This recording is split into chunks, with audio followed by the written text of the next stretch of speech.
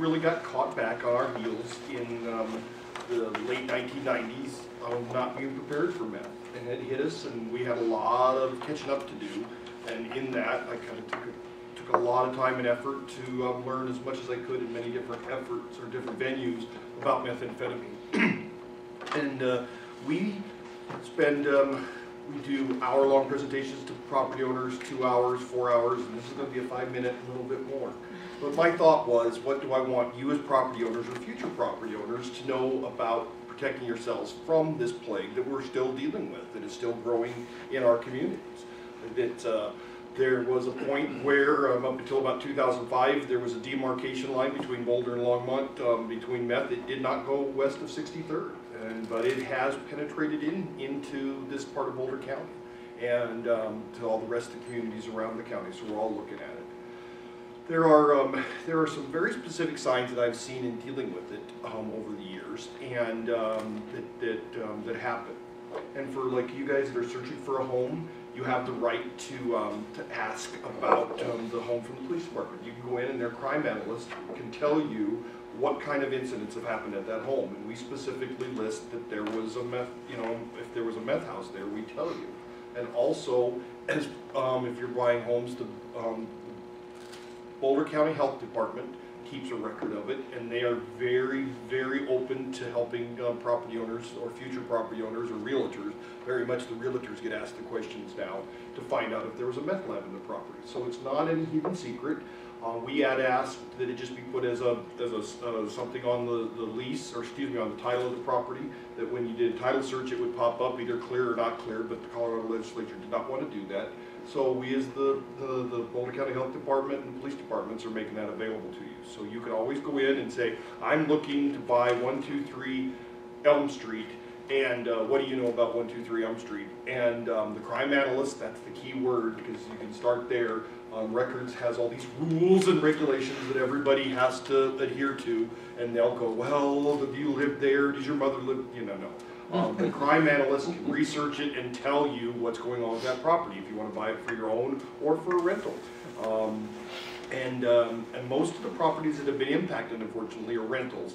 But there's a lot of regulations that have protected future buyers because of it being owned by someone. Not so many foreclosures are going into it. We're watching those, and we don't let them enter the foreclosure market without them being cleaned up, the few that are there. So it's not a and I haven't figured this out as far as in the real estate community. You bring a client over to a home, you're going to show them, you come out, and in comes across the neighbor, running across the street. You know the cops were there in Oompa Loompa suits, and they were taking on a meth lab and doing all this stuff? And so the poor realtor's like, oh my God, I'm so embarrassed, what were you doing? It's like, we were never up there. And it's not just, it hasn't happened, it probably happens to 2 or 3 times a year to different realtors and different properties. And I don't know what that dynamic in our communities are right now, but it's there. So they just, neighbors are like, I don't know if they don't like the idea of who the clients are you're with. And so I'm kind of questioning, who were your clients? Oh, it was Mr. and Mrs. Smith. They were, they drove in their Lexus. You're like, so I don't know what that is, but so there's that weird dynamic. So you can read the real skinny of what's going on from the crime analyst. They'll tell you what's happening.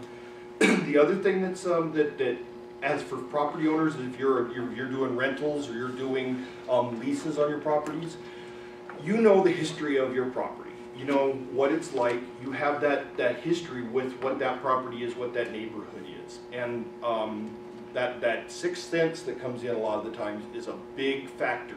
It's all of a sudden things start changing really quickly. You didn't have problems with your last 6 renters with them having 4 junk vehicles sitting on the front yard with no tires. You didn't have the house full of garbage. It's all of a sudden there's something going on that's different, that's out of the norm of your rental property. We see that as a thing. You have as a common theme that when I talk to the cops, when I'm teaching them what to watch for, is it says you have this nice rental property, it's been a rental property for 5, 10, 15 years, and it's had this same status. It's pretty much the same clients renting, the same things going through it, and all of a sudden it goes from this nice little decent family thing or whatever it was to the Addams family home. Just that fast. It just degrades just overnight, and you end up with, wait a minute, you can feel the complexion of the home changes. Not so much because of the chemicals coming out, but you can start to see that home deteriorate just by the way that people are living in it. The yard starts to die, even the paint almost starts to peel just in front of you because of the way that people are living it. Not because of the chemicals are coming from it, not because of the stuff that I have here in this book, but it's just the lifestyle. It's amazing when you sit there and you go, how does that happen? And we've been doing this now, and I travel around the country and teach this, and you talk to the cops and they're like, yep, you watched it. The house was beautiful, it was nice, it was this wonderful little home, and boom, in they moved, or they started using meth, and it just started swirling just that fast. So it's just those obvious changes. You start seeing those obvious changes. Colorado is not North Dakota, it's not Minnesota. We're not up to where it's getting 40 below, and we need a lot of the gas line antifreeze to keep your gas tanks from freezing. It's just something that we don't go through a lot. But our major retailers go through pallet after pallet after pallet of the yellow cans of heat. It's a gas line antifreeze, and it is used as a finishing product in part of the methamphetamine group. And so we know that there's a lot of that hitting our community. And so you go in to do your inspection of your rental, or you're seeing it, and all of a sudden laying on the garage floor are 5, 10 of these yellow, kind of in the middle of this insert, these yellow canisters of gas line antifreeze laying there in the middle of the floor. It's like, well, it's August. Why do these, they shouldn't even be there. I don't care how much of a pig you are, you're going to eventually pick those up because they're in the way. And as you look through a lot of these chemicals, this is stuff a lot of us have in our garages. It's very much in our garages. It's legal to have. It's legal to possess. And it's part of camping. It's part of auto work. There's a lot of different things. But if you go into all of our houses, I would pretty much guarantee that if we went in your houses tonight and just went and inspected, every one of us, all our coffee filters would be in the kitchen next to the coffee pot or somewhere near the coffee pot. Not in the master bedroom, not in the kids' room, not in the bathroom. If those of us that are campers and use Coleman fuel, that's probably in the garage, or near the camper, or in the shed, or maybe in the basement. Fire department just cringed, but near our camping stuff.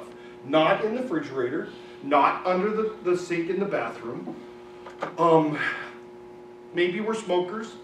People keep their smoking implements somewhat contained. You don't find 2 cases of matches torn apart laying on the coffee table in the house.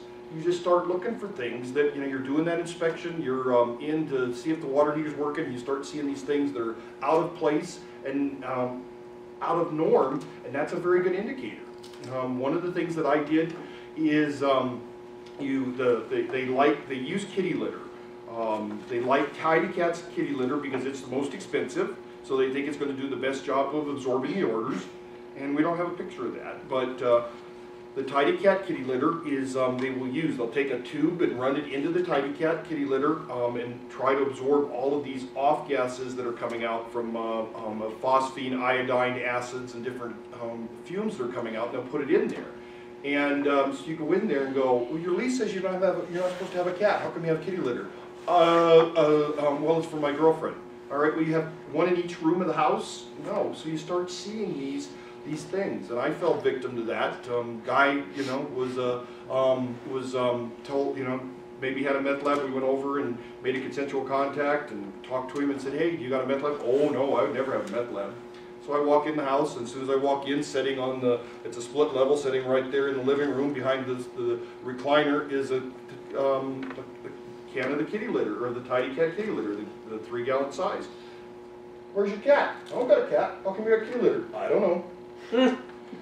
Go up in there, walk further in. There's another thing, a Tidy Cat kitty litter. Hey, you sure you don't got a cat? No, I ain't got no cat. Walk into the kitchen, which has a fully functioning stove, and there is a 2-burner electric stove like people have in the apartments in New York, the flats in New York. Well, why do you got this? I don't know. Well, and so red flag should have been going on by this point. And it was not